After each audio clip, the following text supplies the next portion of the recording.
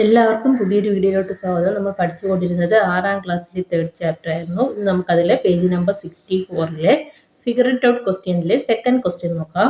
What is the sum of smallest and largest 5 digit palindrome? What is their difference? അപ്പോൾ largest 5 digit പാലൻഡ്രോമും smallest 5 digit പാലൻഡ്രോമും തമ്മിലുള്ള sum എത്രയാണ്, difference എത്രയെന്നാണ് നമ്മളോട് question. അപ്പോൾ ലാർജസ്റ്റ് 5 ഡിജിറ്റ് പാലൻഡ്രോം എന്ന് പറഞ്ഞാൽ 999 അല്ലേ, 99,999.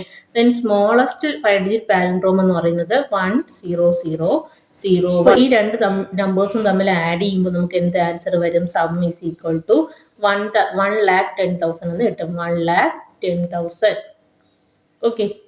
ദെൻ അടുത്ത് ഇത് തമ്മിലുള്ള ഡിഫറൻസ്, അതായത് സബ്ട്രാക്ട് ചെയ്യുമ്പോൾ നമുക്ക് എന്ത് ആൻസർ കിട്ടും? ഡിഫറൻസ് ഈക്വൽ ടു 89,998 എന്ന് കിട്ടും. ഇതാണ് ലാർജസ്റ്റ് 5 ഡിജിറ്റ് പാലൻഡ്രോമും സ്മോളസ്റ്റ് 5 ഡിജിറ്റ് പാലൻഡ്രോമും തമ്മിലുള്ള സമ്മും ഡിഫറൻസും. ഓക്കെ, നെക്സ്റ്റ് ക്വസ്റ്റ്യൻ നോക്കാം. Time now is 10:01. How many minutes until the clock shows the next palindromic time? What about one after that? അതായത് ഇപ്പോൾ എത്രയായി? ടൈം 10:01 ആണ്. അതായത് 1010 10:01 ആണ്. ഇനി അടുത്ത് വരുന്ന പാലൻഡ്രോമിക് ടൈം, അതായത് അടുത്ത് വരുന്ന പാലൻഡ്രോമിക് ടൈം ഏതായിരിക്കും? ഇപ്പോൾ ടൈം 10:01 ആയി. ദെൻ അടുത്ത് വരുന്ന പാലൻഡ്രോമിക് ടൈം ഏതായിരിക്കും? 11 ആയിരിക്കും അല്ലേ. അപ്പോൾ ഇത് 10:01 നിന്നും 11 ആവാൻ എത്ര ടൈം എടുത്തു എന്ന ക്വസ്റ്റ്യൻ. അപ്പോൾ 10 മണിയിൽ നിന്നും 11 മണിയാവാൻ എത്ര സമയം എടുക്കും? 1 അവർ. ദെൻ 1 മിനിറ്റിൽ നിന്നും 11 മിനിറ്റ് ആവാൻ എത്ര ടൈം എടുക്കും? 10 മിനിറ്റ്സ് വരും അല്ലേ. അപ്പോൾ അങ്ങനെയാണ് 10 to 11 ആവാൻ എത്ര ടൈം എടുക്കും? 1 അവർ. 1 മിനിറ്റിൽ നിന്നും 11 മിനിറ്റ് ആവാൻ എത്ര ടൈം എടുക്കും? 10 മിനിറ്റ്. ദെൻ ഈ 1 അവർ നമ്മൾ 60 മിനിറ്റ്സ് എന്ന് എഴുതിയാൽ 60 മിനിറ്റ്സ് 10 മിനിറ്റ്സ് വരും അല്ലേ. അപ്പോൾ ഈ മിനിറ്റ്സ് തമ്മിൽ ആഡ് ചെയ്യുമ്പോൾ നമ്മുടെ ആൻസർ 70 മിനിറ്റ്സ് എടുക്കും. അതായത് 10:01 നിന്നും നെക്സ്റ്റ് പാലൻഡ്രോമിക് ടൈം ആയ 11:11 70 മിനിറ്റ്സ് എടുക്കും. Okay. Question: How many rounds does the number 5,683 take to reach Kepler constant? അതായത് ഈ 5,683 എന്ന് പറയുന്ന നമ്പർ കെപ്രേക്കർ കോൺസ്റ്റന്റ് എത്താൻ എത്ര റൗണ്ട് എടുക്കുമെന്ന ക്വസ്റ്റ്യൻ. അപ്പോൾ കെപ്രേക്കർ കോൺസ്റ്റന്റ് എങ്ങനെയാണ് കണ്ടുപിടിക്കുന്നത് നമ്മൾ?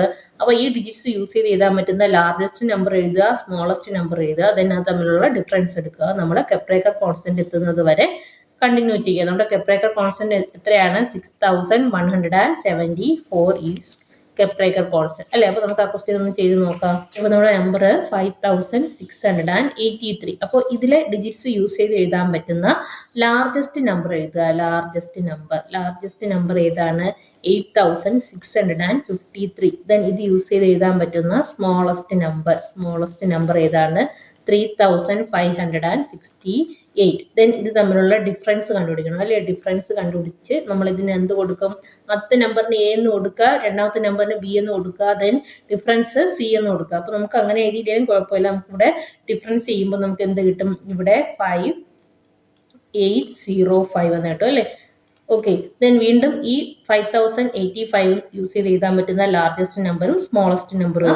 ലാർജസ്റ്റ് നമ്പർ എഴുതുക. Largest number is equal to 8,550. Then smallest number ഏതാണ്? ഇത് യൂസ് ചെയ്ത് എഴുതാൻ പറ്റുന്ന സ്മോളസ്റ്റ് നമ്പർ 5,058 അല്ലേ. ദെൻ ഇത് തമ്മിലുള്ള ഡിഫറൻസ് എടുക്കുക. സബ്ട്രാക്ട് ചെയ്യുമ്പോൾ നമുക്ക് എന്ത് കിട്ടും? ഇവിടെ 2,943 എന്ന് വരും. 3,492. ദെൻ വീണ്ടും നമ്മൾ എന്ത് ചെയ്യണം? ഈ നമ്പേഴ്സ് യൂസ് ചെയ്ത് എഴുതാൻ പറ്റുന്ന ലാർജസ്റ്റ് നമ്പർ എഴുതുക. Largest number is equal to 9,432 എന്ന് കിട്ടും. ദെൻ സ്മോളസ്റ്റ് നമ്പർ ഏതാണ്? Smallest number 2,349. ദെൻ ഇതിന്റെ ഡിഫറൻസ് എടുക്കുക. ഇതിന്റെ ഡിഫറൻസ് എടുക്കുമ്പോൾ നമുക്ക് എന്ത് ആൻസർ വരും? ഇവിടെ 3, ഇവിടെ 807 എന്നിട്ട് 7,083. ദെൻ അടുത്ത് വീണ്ടും നമ്മൾ എന്ത് ചെയ്യണം? ഈ നമ്പേഴ്സിന്റെ ഡിജിറ്റ്സ് യൂസ് ചെയ്ത് എഴുതാൻ പറ്റുന്ന ലാർജസ്റ്റ് നമ്പർ എഴുതുക. Largest number is equal to 8,730 അല്ലേ. Then smallest number is equal to 3,078. Then ഇത് തമ്മിലുള്ള ഡിഫറൻസ് എഴുതുക. ഡിഫറൻസ് ഇവിടെ എന്ത് വരും? ഇവിടെ 2, ഇവിടെ 5, ഇവിടെ 6, ദെൻ 5 എന്നിട്ട് 5,652. കൂട്ടുകാരൊന്ന് ചെക്ക് ചെയ്ത് നോക്കണം ആൻസേഴ്സ്. ദെൻ അവിടെ നമ്മൾ എന്ത് ചെയ്യും? 5,652 എന്ന് കിട്ടി. ദെൻ ഈ നമ്പേഴ്സ് യൂസ് ചെയ്ത് എഴുതാൻ പറ്റുന്ന സ്മോളസ്റ്റ് ആൻഡ് ലാർജസ്റ്റ് നമ്പർ എഴുതുക. അപ്പോൾ ലാർജസ്റ്റ് നമ്പർ ഏതാണ്? largest number is equal to 6552.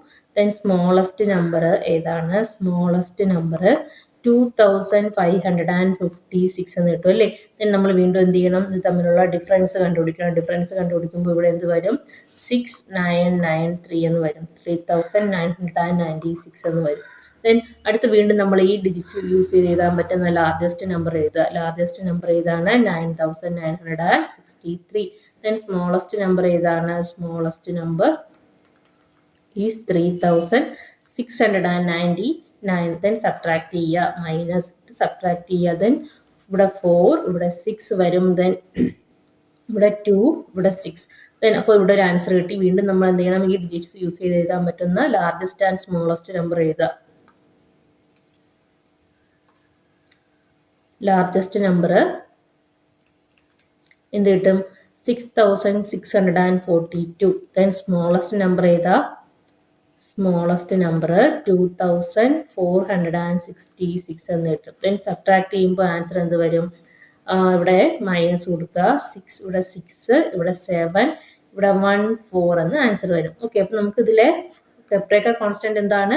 6174 ആണല്ലോ. അപ്പോൾ ഇതാ കണ്ടോ, നമുക്ക് ഇതിലെ നമ്പേഴ്സ് എല്ലാം 4176 എന്ന് കിട്ടി. അപ്പോൾ നമുക്ക് ഇനി ഒരു സ്റ്റെപ്പ് കൂടെ ചെയ്യുമ്പോൾ എന്ത് കിട്ടും? കെപ്രേക്കർ കോൺസ്റ്റന്റ് കിട്ടും. അപ്പോൾ ഇതിലെ ഡിജിറ്റ്സ് യൂസ് ചെയ്ത് എഴുതാൻ പറ്റുന്ന ലാർജസ്റ്റ് നമ്പർ എഴുതുക. Largest number equal to 7641.